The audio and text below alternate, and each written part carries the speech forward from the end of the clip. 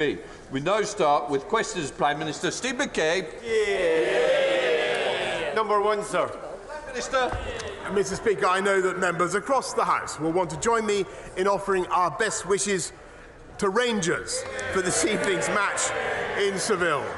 Mr. Speaker, this morning I had meetings with ministerial colleagues and others, and in addition to my duties in this House, I shall have further such meetings later today.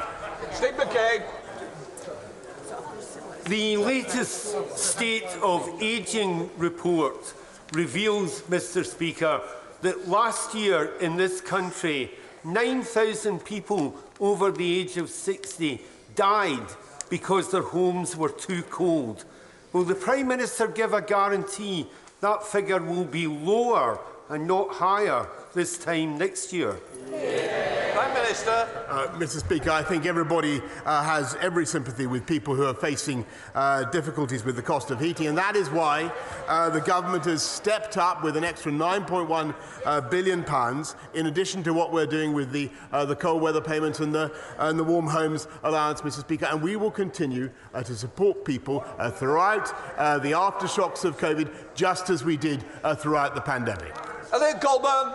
Thank you, Mr. Speaker. Figures released from the Department of Education show that last year, once again, Lib Dem-run Sutton Council became the highest rejecter of children applying for education, health and care assessments in the country. Nearly half of children were rejected compared to the national average of just 23%. Can the Prime Minister outline how the SEND review will help children and their families of SEN get access to the education that they deserve? Prime Minister. Yes, indeed. I thank him very much for his campaign, and he is completely right, Mr. Speaker. That's why we have an SEND review, and we will ensure that SEND children and young people can get access to the right support at the right place and the right time across the country. We now come to the Leader of the Opposition, Keir Starmer. Mr. Speaker, I too send my best wishes to Rangers. It's quite an extraordinary story, actually, over the last few years for that football club. Mr. Speaker, a one-off tax on huge oil and tax profits would raise billions of pounds, cutting energy bills across the country.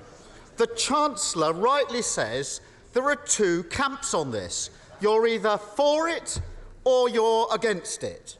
But which camp does the Chancellor put himself in? He says, neither. Well, I'm in favour of it. The question for the Prime Minister is he for it, is he against it, or is he sitting on the fence like his Chancellor? Prime Minister. Mr. Speaker, I think I just remind the House that the Right Honourable Gentleman struggled to define what a woman was. When he came, so if he couldn't make up his mind on that point, Mr. Speaker, heaven help us. Look, this government is not in principle in favour of higher taxation. Of course not. But what we want to do, we don't want to put. Of course they love it. They love it, Mr. Speaker. They love putting up taxes. All this was dog spot. Labour meow.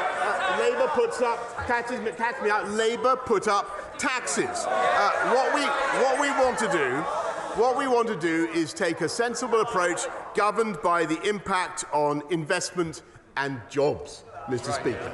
And that is the test of a strong economy. And it's by having a strong economy that we'll be able to look after people as we have done during COVID and as we will do in the aftershocks of COVID. And I'm proud to say, Mr. Speaker, that this week it was revealed that unemployment has come down to the lowest level since 1974. When I was 10 years old, Mr. Speaker. I don't know how old he was, but I was 10 years old. Yes, Starmer. Mr. Speaker, hang on. Last week he said, we'll have a look at it. Yesterday he voted against it. Anyone picking up the papers today would think they're for it, and now he says he's against it again. Clear as mud. To be fair, it's not like the rest of his cabinet know what they think either. The same day the Chancellor said it was something he was looking at, the Justice Secretary said it would be disastrous. The Business Secretary called it a bad idea, but also said he'd consider a Spanish-style windfall tax. 1 minute they're ruling it in, the next they're ruling it out. When will he stop the hokey-cokey and just back Labour's plan for a windfall tax to cut household bills? Mr. Speaker, the Labour's plans are always and everywhere to raise taxes on business, and that's what they did. I remember him campaigning in 2019, Mr. Speaker, on the biggest taxes for business that this country has ever seen. That's their instinct. Now, look. This country and the world faces problems in the cost of energy, driven partly by COVID and partly by Putin's war of choice in Ukraine. And we always knew that there would be a short-term cost in weaning ourselves off Putin's hydrocarbons and in sanctioning the Russian economy. Everybody in this House voted for those sanctions. We knew that it would be tough. But I just want to tell the right honourable gentleman that giving in, not sticking the course, would ultimately be the far greater economic risk. Yes, of course, Mr. Speaker, we will look at measures. We will look at all the measures that we need to take, Mr. Speaker, to get people through to the other side. But, Mr. Speaker, the only reason we can do that is because we took the tough decisions that were necessary during the pandemic, which would not have been possible if we'd listened to him. Keir Starmer. He just doesn't get it, does he? He doesn't actually understand what working families are going through in this country, struggling about how they're going to pay their bills. And whilst he dithers, British households are slapped with an extra £53 million on their energy bills every single day. Meanwhile, every single day, North Sea oil and gas giants rake in £32 million in unexpected profits. Doesn't he see that every single day he delays his inevitable U-turn, is going to do it? He's choosing to let people struggle when they don't need to. Mr. Speaker, he says that this government has no sympathy for people who are struggling and working. Let me tell you, it is precisely. Well, let me tell you what we're already doing. We're already spending £22 billion. We're already helping people with the cost of living in any way that we can, Mr. Speaker. But the reason we can do that is because we took the tough decisions to get this country through COVID, to make sure that we came out of lockdown in the way that was necessary, and to have a strong economy with robust employment growth, Mr. Speaker. And we will continue to take. And he talks about cutting taxes. In July, we will have the biggest tax cut for 10 years, £330 cuts for 30, on average, for 30 million people who are paying national insurance contributions. And the reason we can do that, Mr. Speaker, is because we have a strong and robust economy. I'm going to look at all measures in future to support our people. Of course I am. But the only reason we can do that, the only reason our companies are in such robust health, is because of the decisions that this government has taken. Mr. Speaker, still pretending the economy is booming, still got his head in the sand in the middle of an economic crisis. The Prime Minister keeps saying more help is coming, but we've heard it all before. May the 13th, he stood there and said, "We will do more right now." A week has passed and there's been nothing. On April the 19th, he stood there and said, "We will do more as soon as we can." A month has passed and still nothing. The Chancellor said wait until the autumn. At least he's honest that the plan is to do nothing. But doesn't the Prime Minister realise that working people across the country can't afford to wait while he vacillates? It's time to make his mind up. I'll tell you what's happened in the last month. We've got 300,000 more people off welfare and into work on our way to work programme, Mr. Speaker, and it is because we get people into work that those families, those people are £6,000 a year better off. It's by getting people into work that we fix the long-term problems of this economy. His answer, Mr. Speaker, his answer, in addition to putting up taxes, his answer is to borrow more. We heard it from the Shadow Chancellor this morning. She says she wants to borrow almost another £30 billion. That's what she says. Now, do you know what that means, Mr. Speaker? It means more pressure on interest rates. It means pressure on mortgages. It means pressure on every family, every man, woman and child in this country, Mr. Speaker. That's Labour economic policy. That is why there's never been a Labour government that left office with unemployment lower than when it came in. And that's the reality. Keir Starmer. Mr. Speaker, on the day when inflation went to 9%, the highest for 40 years, I think the watching public, the least they can expect is a Prime Minister who concentrates on the cost of living crisis. Clearly, he just can't make his mind up. So let's have a look at who's for it and who's against it. On one side, the chair of Tesco, the chair of John Lewis, the chair of the Treasury Select Committee, the chair of the Education Select Committee, Lord Hague, Lord Brown, the old CEO of BP, all support a windfall tax. Even the current boss of BP says it wouldn't discourage investment. And on the other side, the member for North East Somerset. When he's not sticking notes on people's desks like some overgrown prefect, is dead set against it. When is he finally going to get a grip, stand up for the people of Britain and get on the right side of the argument? Mr. Speaker, nothing could be more transparent from this exchange than their lust to raise taxes on business. Mr. Speaker, we don't relish it. We don't want to do it. We don't want to do it. Of course we don't want to do it. We believe in jobs and we believe in investment and we believe in growth. And as it happens, the oil companies concerned are on track to invest about £70 billion into our economy over the next few years. They're already taxed, Mr. Speaker, at a rate of 40%. Mr. Speaker, what we want to see is investment in the long-term energy provision of our country, which they've signally failed to do, by the way, cancelling our nuclear power investment. He talks about the people who are suffering from high energy prices in this country today, Mr. Speaker, have previous Labour governments to blame for that mistake. And of course, we will look at all sensible measures, Mr. Speaker, but we will be driven by considerations of growth, investment and employment. And I just remind you, Mr. Speaker, that unemployment's now hit a record low, or for 50 years, I should say, and employment is now I think 500,000 people more now in paid employment, payroll employment, than there were before the pandemic began.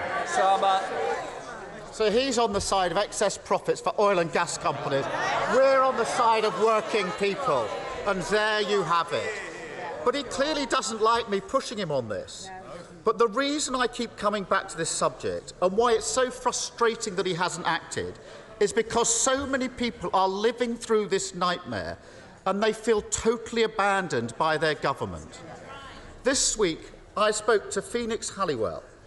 A rare kidney condition means Phoenix has to do dialysis from home 10 p.m. to 7 a.m. for 5 days a week, just so he can take his daughter Rosie to school. His dialysis is life-saving, so he can't turn it off. So even though his wife, who's a midwife in the NHS, works extra shifts, during the winter, they had to turn their central heating off, and Phoenix skips meals to make ends meet. But their energy bill has still doubled. Phoenix says he feels like he's being priced out of existence. And it's not just him.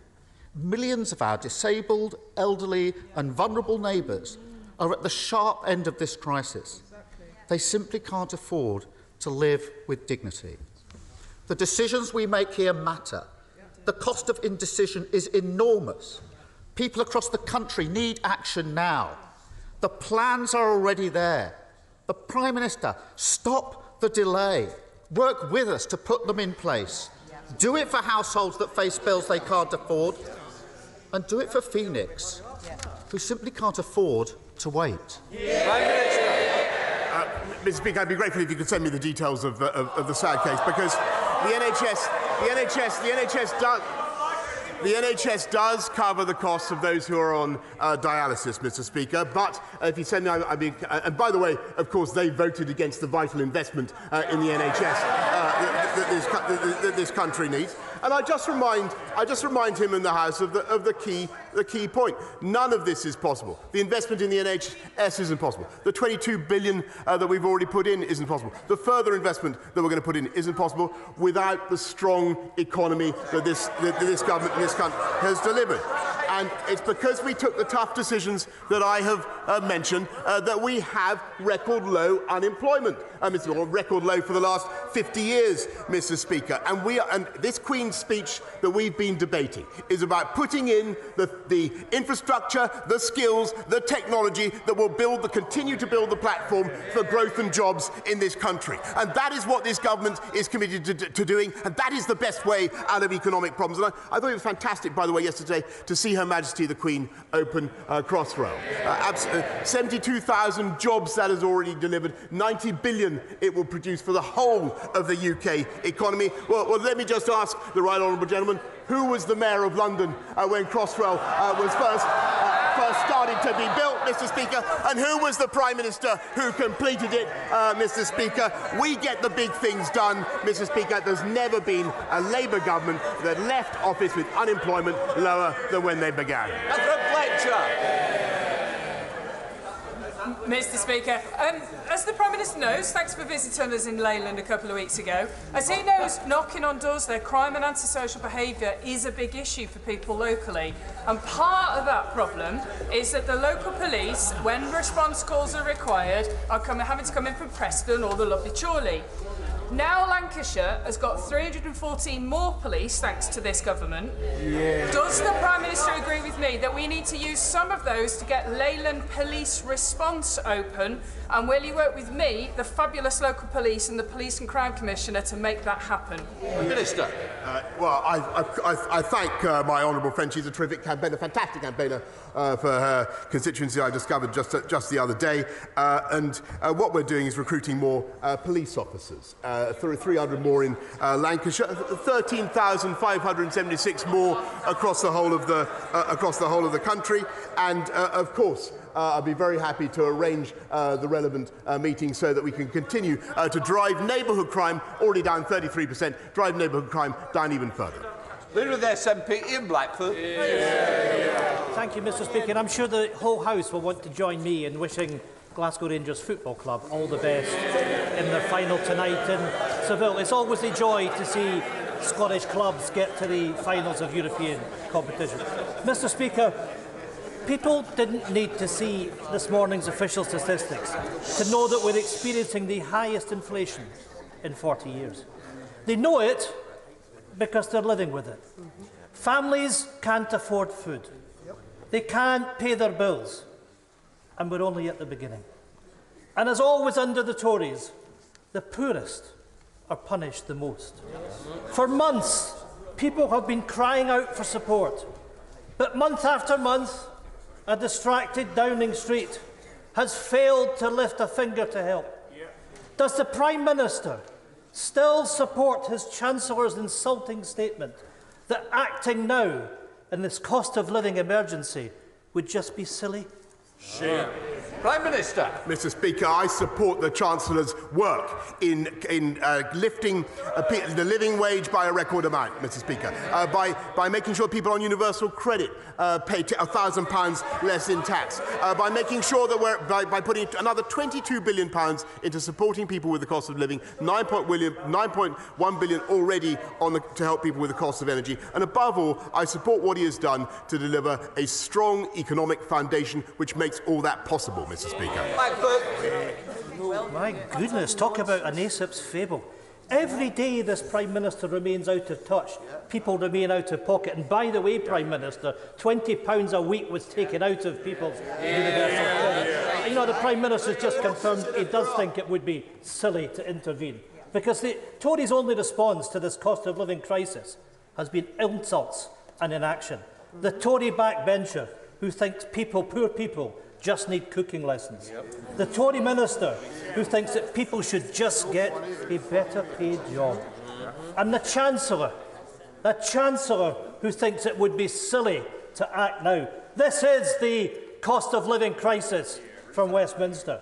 For weeks, the Prime Minister has been briefing that it's the Treasury who are to blame for blocking financial support for struggling families.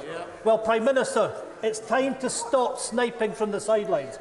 If this Chancellor won't deliver an emergency budget, it's time for the Prime Minister to sack the Treasury, to sack the Chancellor, and to put somebody else in office that will act.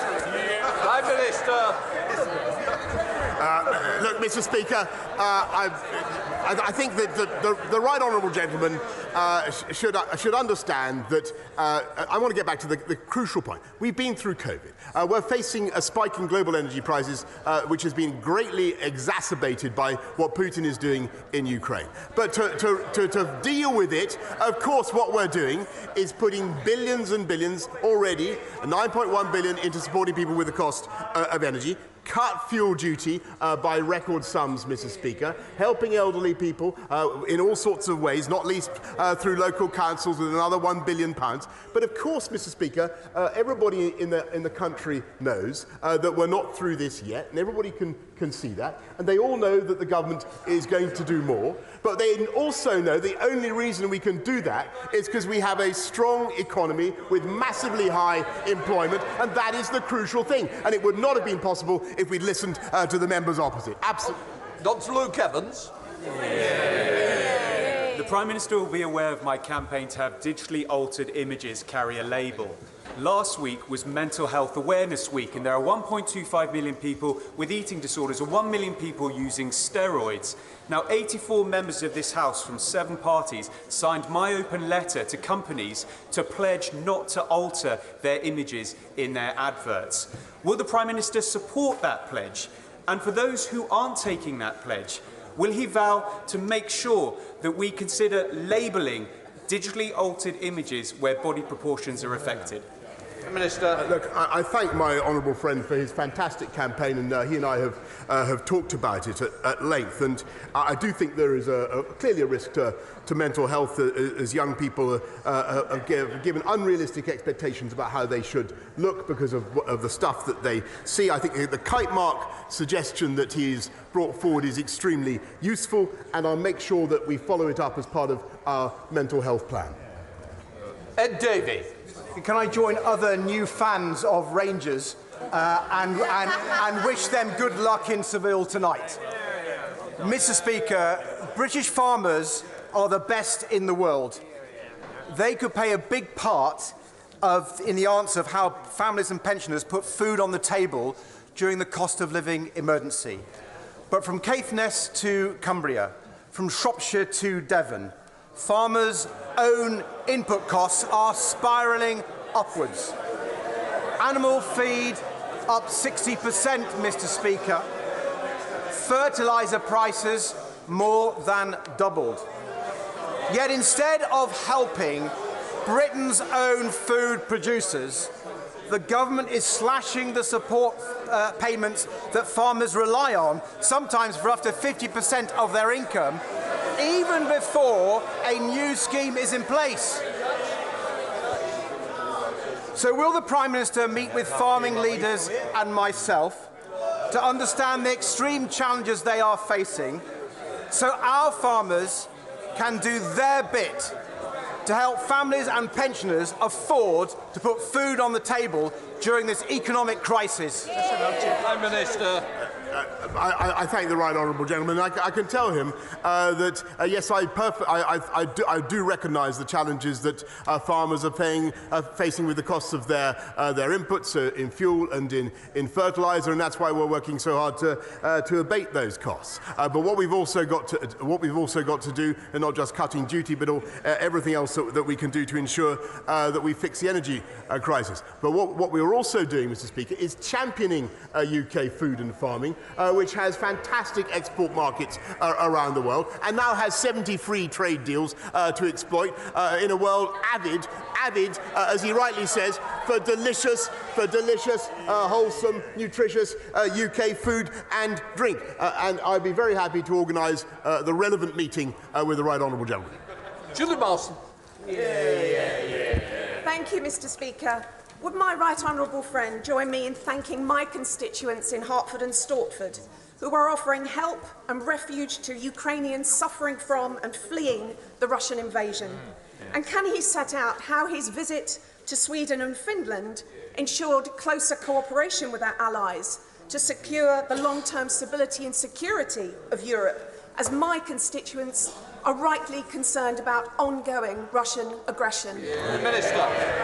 I thank her very much. I want to thank her constituents very much for what they're doing to help Ukrainians fleeing war and aggression. And I know that members up and down the country have constituents who are being incredibly generous. I think we can all be proud of the UK's efforts. Yes, Mr. Speaker, it's true that the UK signed historic declarations the other day with Sweden and Finland to reinforce our security, our mutual security, and to fortify Europe's defences. And I think it has been a massive step change in our cooperation, a thoroughly good thing, and it has been driven, Mr. Speaker, in the cases of both Sweden and Finland by the people themselves who see the logic of NATO membership. Mr. Brandishaw. Thank you, Mr. Speaker. The Home Office, Health and others now regularly take 6 months to respond to letters to ministers. Immigration cases wait years to hear anything at all.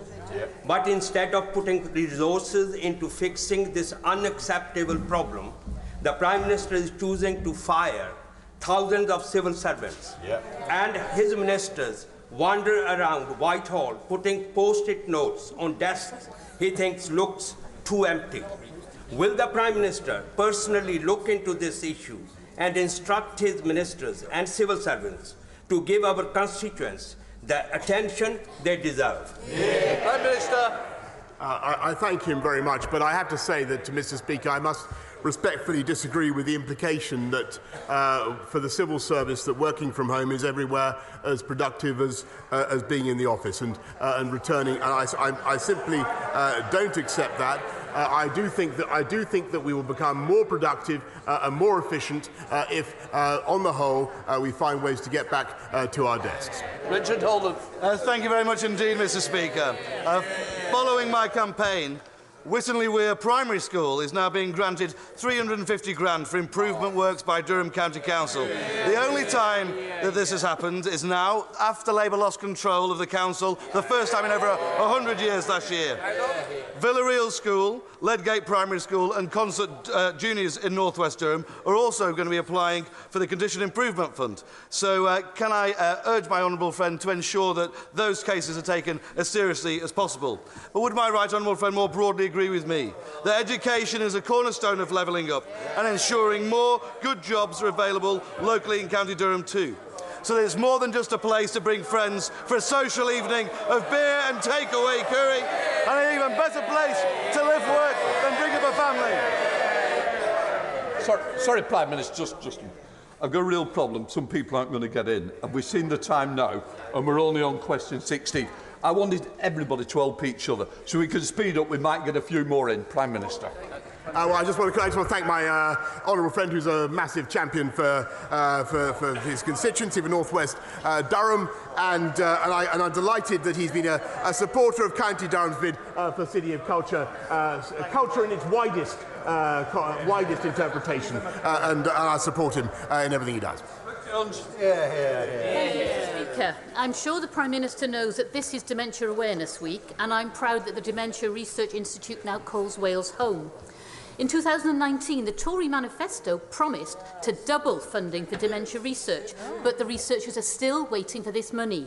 So, can the Prime Minister tell me, in this Dementia Action Week, when the Dementia Moonshot will be delivered? Mr. Speaker, we intend fully to deliver the Dementia Moonshot, but never forget, Mr. Speaker, that this was the party that voted against £13 billion a year extra for the NHS. Randall.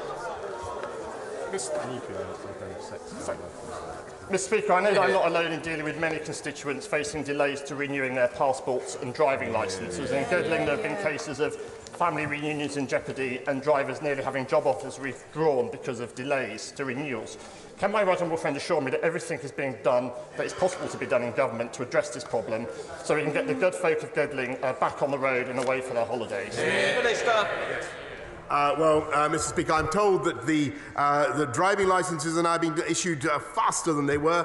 There are I'm told, no delays in successful online driving licence applications, and the customers should receive their licence within a few days. Now, if I'm misinformed about that, Mr Speaker, I trust my honourable friend will let me know. Alex Sobel. Thank you, Mr Speaker. Prime Minister, food prices are going up, rents are going up, energy costs are going up. Every day I've got more and more constituents coming to me to say they thought the day would never come. Things just cost too much. At the same time, people are anchored to the minimum wage, working 2, 3, 4, 5 jobs on low wages, within work benefits. They just can't afford it.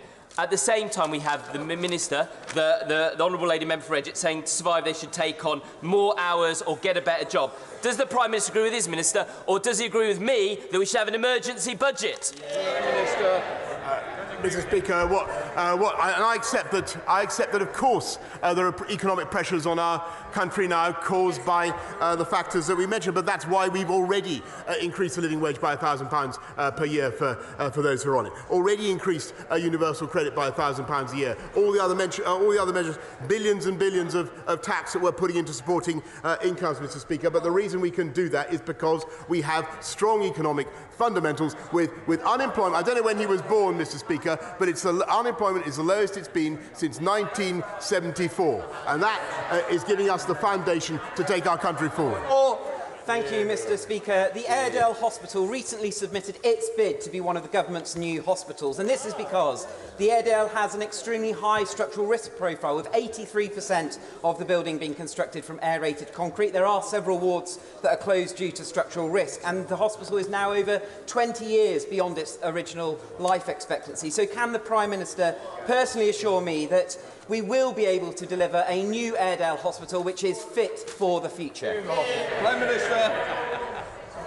Mr Speaker, there's a lot of pressure on me to dish out yet another hospital from this dispatch box. But I can tell him that we're reviewing all applications for the next 8 hospitals in our new hospital programme, which is the biggest in a generation, Mr Speaker. Only possible because we have a strong economy, Mr Speaker, and we'll make he's a doughty campaigner for his constituents. We'll make a final decision later this year. Thank you, Mr Speaker. On the 26th of February, a private charter flight to Moscow was allowed to take off from Inverness Airport, an apparent breach of a UK ban on flights of that nature, which had come into effect from midnight the day before.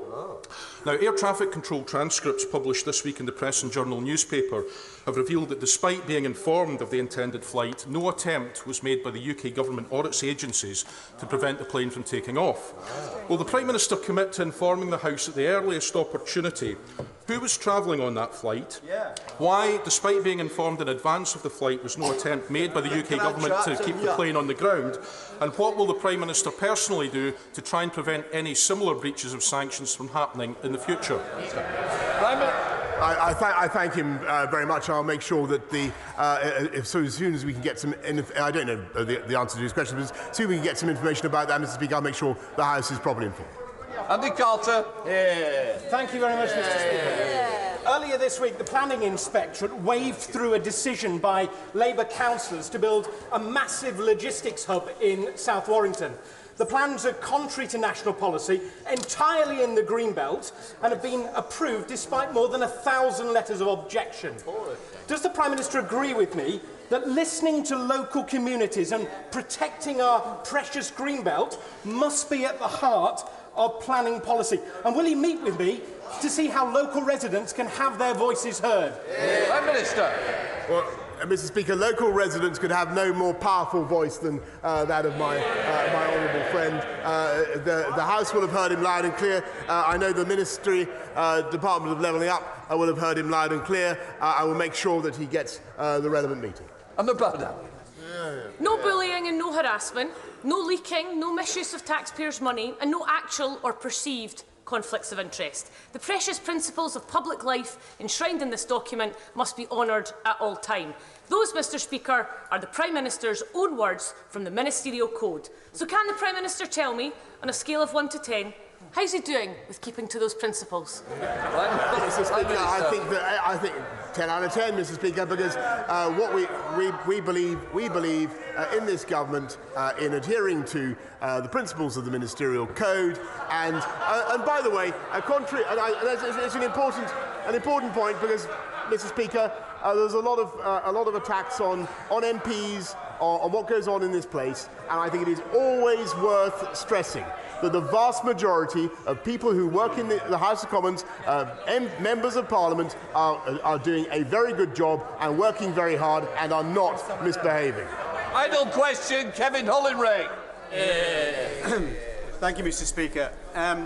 Thirsk Molson has welcomed asylum seekers from all parts of the world, including Syria and the Ukraine. But the government's plans just announced from the 31st of May to the start of what will be up to 1,500 non-detained young single males from different parts of the world, asylum seekers, on a base that will be the centre of a small rural village of 600 people, children, all the way through to elderly residents. That village without streetlights, without police presence. It will devastate the community. It will devastate house prices, which will plummet, and the residents of that village will not feel safe to leave their homes alone. Will my right honourable friend please, on behalf of the community, please stop these plans? Prime Minister. I thank him. I thank him very much, and I know that my right honourable friend, the Home Secretary, is engaging with him and with others locally about the use of the site, and I hear loud and clear what he has had to say. Indeed, I'm the recipient of many of his intercessions on this matter, and I understand the strength of feeling in his constituency, and I'm sure that there will be further meetings between him and the Home Office about what we can do.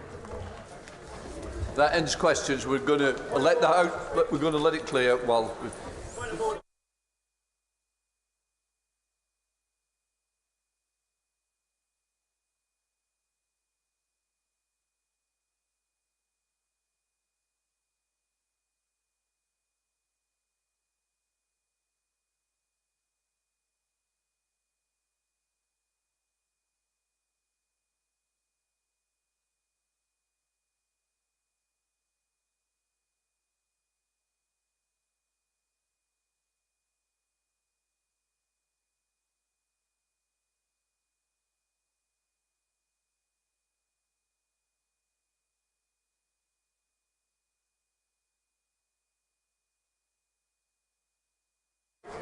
Order. We now come to the statement